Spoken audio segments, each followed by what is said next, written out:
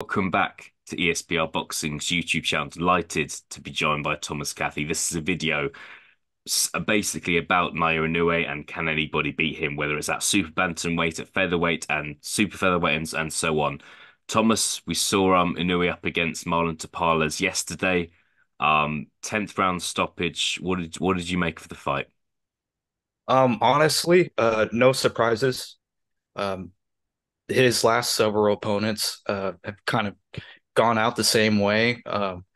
He just always finds a way to break guys down, and the problem is you just can't sit back and allow him time to think and to, hit you basically. You gotta rough him up, and I think these last several opponents haven't uh really been able to do that or been successful at it. Um, but yeah, a typical Naoya in a way performance, breaking guys down to both the body and the head, and got the late stoppage. No surprises, really. Yeah, absolutely. Not knocked Tapales down in the first half of the fight and got the stoppage in the 10th round. Like maybe lost a round or two, but I don't think it was ever in doubt who was going to win that fight and how they were going to win it really. Right. He's become undisputed champion in just two fights at super bantamweight, which is pretty incredible. Not many fighters can really do that. I'm not sure anyone can except Inoue. But I think he's pretty much confirmed he's going to stay at super bantamweight for his next fight at least. So as always, Thomas is going to fire some names at you and see what you think of them. That's what we're here for. We're here for the tough questions. Lewis Neary is the name that is being discussed at the moment. Lewis Neary in May. Neary has a record of 35-1. That one loss coming against Brandon Figueroa. But he's yeah, obviously seen as one of the top guys in the division and a former world champion at super bantamweight as well.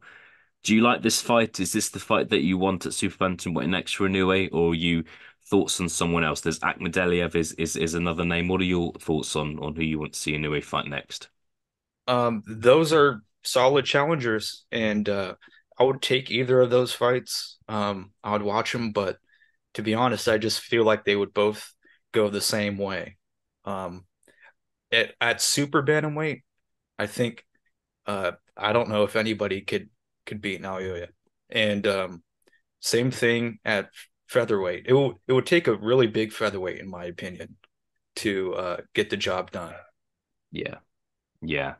I think, look, it's no disrespect to like these guys, Neary, Akhmadaliev, obviously Stephen Fulton, who fought Inoue earlier this year. But I think he's just kind of shown how special he is, the way he's kind of marched into this 122 pounds division and stop both guys who he needed to become undisputed champion. You mentioned the featherweight division there, Thomas. Going to get a bit interesting here. There's kind of perhaps more intriguing names at this division than there are at super bantamweights. There's Brandon Figueroa, who's obviously beaten Luis Nery that we've mentioned. Ray Vargas is another top name in the division. Luis Alberto Lopez, who's current world champion in the division, obviously has beaten Josh Warrington and Michael Conlan in the last year or so. Robson Ramirez, who just lost to Rafael Espinoza, who's now still undefeated. That fight was just a few weeks ago. What's if Inoue has that one final fight in May at super bantamweight? What's the fight for you at featherweight? I think there would be a look. I've just listed quite a few fighters there. There's going to be a few fighters that are up for grabs. You'd think he would possibly fight for a world title straight away at featherweight, maybe not. But what's the one fight that would appeal to you at 126 pounds? Either Espinoza or Ray Vargas, just because of their physical dimensions. And I mean, Espinoza is like over 6 feet. So I would like to see how Inoue deals with that. And I'm not saying that I feel like he would lose to Vargas or I'm not saying he would lose to Vargas or Espinoza, but um, those would be interesting style matchups given the physical dimensions of both guys. Yeah, look, I think that's when it gets really interesting. Brandon Figueroa is another one as well, a tall guy, someone who's kind of broadened out a bit over the last couple of years. And I just think what would be really interesting would be how both guys would, whether it's the guys you've mentioned, the guy I've mentioned, how they would look at the weigh-in, and then on the night as well. How much would a Ray Vargas weigh in the ring compared to an Inoue when that first bell goes? That would be really interesting. If I had to push Absolutely. you, Thomas, that Espinoza fight this time next year, we could be talking about that fight. If you had to make a prediction now, would you still stick with Inoue, or do you think Espinoza is the guy to beat him? I would still stick with Inoue, but I think it would be a tough fight. I think if Espinosa brings the fight to Inoue like he did to Ramirez, it could be a tough fight for him. Yeah, And yeah, I could see it, going the distance, or maybe Inoue gets him late, but I could see that being a hard out for him. yeah, for sure. I think it's easy to get carried away when there's such an elite fighter at a lower weight. You can kind of everyone kind of wants to demand they keep on moving up, and you can't just keep doing that until you come up against someone who's significantly bigger than you, significantly more natural at that weight. Canelo Alvarez versus Dimitri Bivol that took place last year. That's kind of a good example that we could possibly give at light heavyweight. Bivol, a natural light heavyweight. Canelo, I don't know what kind of naturally what his weight is. He's gone up and down the weights over the years so many times.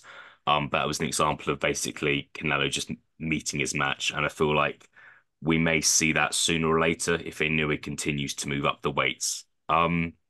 Right. One person I do want to discuss you, Thomas, rather than kind of we could keep on going up in the weights until we kind of get to middleweight or something like that. But one person I do want to discuss with you, it's been spoken about in the past. It's been spoken about in the past 24 hours. Inoue versus Gervonta Davis. Two massive punchers. Obviously, everyone knows who Gervonta Davis is. Gervonta Davis's weight, I suppose he kind of mixes from lightweight to super lightweight in his last couple of fights. We're not sure where he's going to settle at in his next few fights. Is that a fight you would want to see, and can you ever see it happening?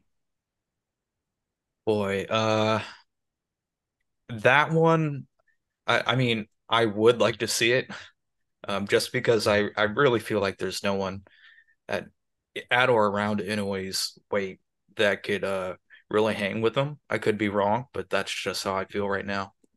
Um, I I just don't know if just first of all, like the political alignments, I don't know how they would be able to come together, and secondly, just Javante might, he has a very limited number of fights at lightweight, I feel like left, if any. So I just don't know if they would be able to swing that and make that happen. But I would watch it. Yeah, yeah. I look. It would be great if it did happen. Whether it does or not, I'm not convinced. I think that if Gervonta Davis was to lose to Inoue, I think it would be hard for him to recover from that, and it might not be worth the risk. And Right. whereas if Gervonta Davis moves up, there were kind of plenty of fights for him at super lightweight or at welterweight. So we'll see. It's one of those topics that just for whatever reason isn't going away, and people are continuing to talk about it. And I think Right. if we're in here in a year, 18 months' time, and Gervonta Davis can't get that super fight again that he had against Ryan Garcia, and Inoue is struggling for that super fight. He can't get that super fight at featherweight. Who knows? Maybe there'll be discussions, but we'll have to wait and see. Thomas, good to speak to this one with you. We'll see what's next for Inoue. We've heard he's back in May we've heard it's Lewis Neary, so we will be tuning in for that one. Thomas, thank you for your time. Um, Likewise. yeah, and I will speak to you again soon. All right. Thank you very much.